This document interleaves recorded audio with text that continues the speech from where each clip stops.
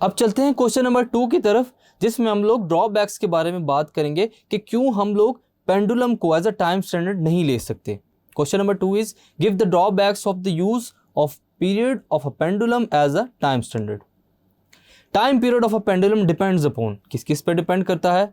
Length of the string L, value of gravitational acceleration यानी कि gravity G, और air resistance. ये कुछ फैक्टर्स हैं जिनके ऊपर टाइम पीरियड डिपेंडेंट है। अब फार्मूला जो है हमारे पास students time period of a pendulum का, वो क्या है? 2π√L/g। फर्दर इसको डिस्कस करते हैं।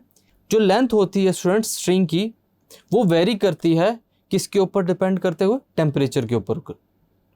It contracts in winter and expends in summer. अब सीजन के लिहाज से ये अपने आप को चेंज कर लेते हैं कॉन्ट्रैक्ट और एक्सपेंड में। इसी तरह जो ग्रेविटेशनल वैल्यू होती है स्टूडेंट्स, वो हाइट और डेप्थ की वजह से वेरी कर सकती है। दो फैक्टर्स हैं हमारे पास, एक लेंथ एल और ग्रेविटी जी। इन दोनों के चेंज होने की वजह से स्टूडेंट्स हम लोग पेंडुलम की मूवमेंट को एज अ टाइम स्टैंडर्ड नहीं ले सकते। अगर हम लोग बात करें एयर फ्रिक्शन की, larger the air friction smaller will be the amplitude. जितना ज़्यादा हम लोग फ्रिक्शन को ज़्यादा करते जाएंगे स्टूडेंट्स, एम्पलीट्यूड उतना ही स्मॉल होता जाएगा।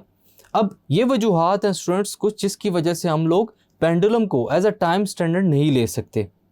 सो क्वेश्चन नंबर 2 के अंदर हम लोगों ने देखा कि जो फैक्टर्स अफेक्ट करते हैं सिंपल पेंडुलम के टाइम पीरियड को, ताकि हम लोग उसको यूज़ ना कर सकें किसके लिए? टाइम स्टैंडर्ड के लिए।